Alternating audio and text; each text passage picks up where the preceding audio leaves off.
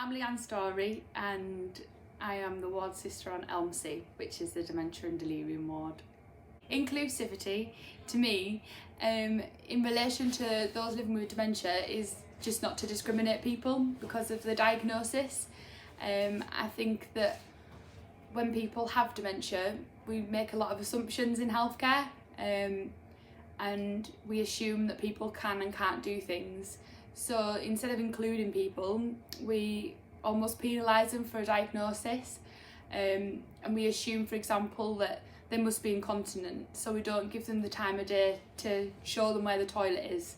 And because they're in hospital, we do that, we put a pad on somebody, and we do that for so long that actually when they leave a hospital, they are incontinent. So by not including them and looking at them as an individual, we enhance their feelings of disability, and don't try and support their independence, but probably take it away.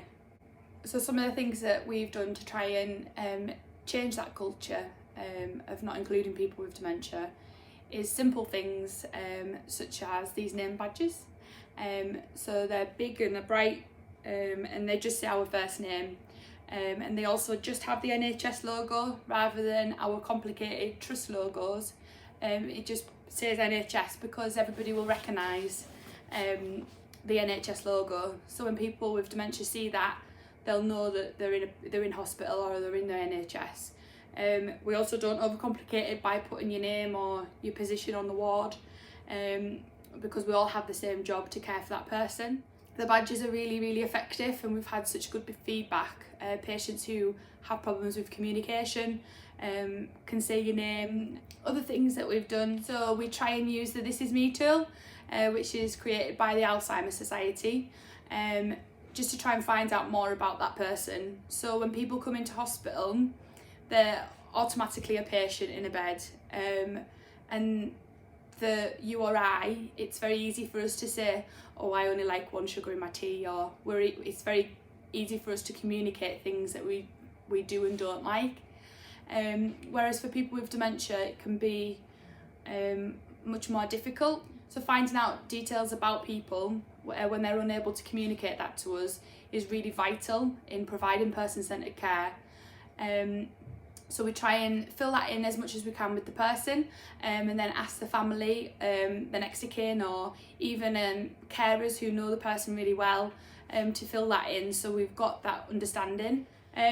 Other things that we've done on the ward is we have signs outside each bay, named after flowers, and we've got pictures of flowers in the windows to help patients to orientate to that bay, so that they don't feel lost in the ward already.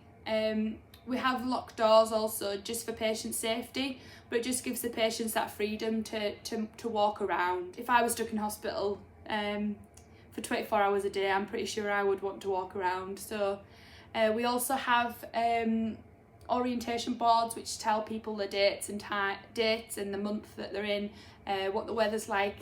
We also do a lot of activities, like singing, we have colouring, we have all sorts of different activities, and we also have snacks, so picky snacks for patients to have.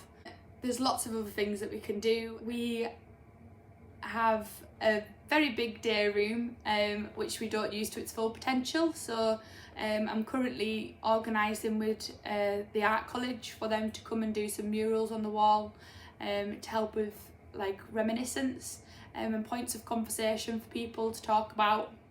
We also have, just waiting for them to get installed, yellow door wraps for all the toilet doors. Signage is really important in signposting around the ward, and if people can't find the toilet and can't communicate that they need the toilet, this can lead to lots of problems. And there's lots of other things that we can do to be dementia friendly, but this is just us starting to try and get better, to make the environment much better for people with dementia.